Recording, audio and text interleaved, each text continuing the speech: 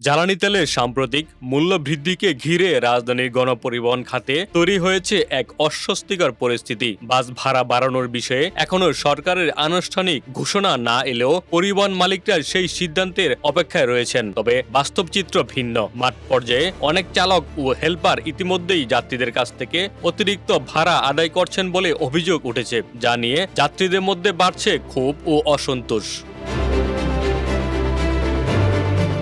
বৃহস্পতিবার ঢাকার বিভিন্ন রুটে চলাচলকারী বাসের যাত্রীদের সঙ্গে কথা বলে জানা যায়, নির্ধারিত ভাড়ার চেয়ে ৫ থেকে ১০ টাকা পর্যন্ত বেশি নেওয়া হচ্ছে অনেক ক্ষেত্রে। আজিমপুর মিরপুর রুটের এক যাত্রী শফিকুল ইসলাম জানান, তেলের দাম বাড়ার অজুহাতে চালক ও হেলপাররা আগেভাগেই ভাড়া বাড়ানোর চেষ্টা করছেন। অতিরিক্ত ভাড়া দিতে অস্বীকৃতি জানালে প্রায়ই বাকবিতণ্ডার সৃষ্টি হচ্ছে। তার মতে, আয় না বাড়লেও প্রতিদিনের খরচ বেড়ে যাওয়ায় ঢাকায় জীবনযাপন দিন দিন কঠিন হয়ে উঠছে।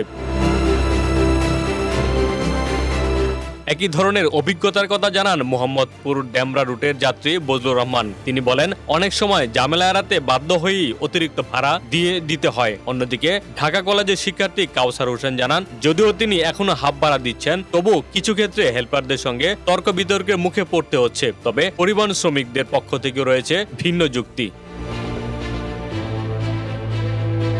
এক বাসের হেলপার আনোয়ারুল ইসলাম বলেন, তেলের দাম বাড়ার পাশাপাশি যাত্রী সংখ্যা কমে যাওয়ায় তাদের আয় কমে গেছে, ফলে আগের ভাড়ায় চলা তাদের জন্য কঠিন হয়ে পড়েছে। একই সুর শোনা যায় কিছু চালকের কণ্ঠেও। মিরপুর রুটের চালক রাজীব হাওলাদার বলেন, সরকারি নির্দেশনা না আসা পর্যন্ত তারা আনুষ্ঠানিকভাবে ভাড়া বাড়াচ্ছেন না, তবে যাত্রীরা স্বেচ্ছায় কিছু দিলে তা নেওয়া হচ্ছে।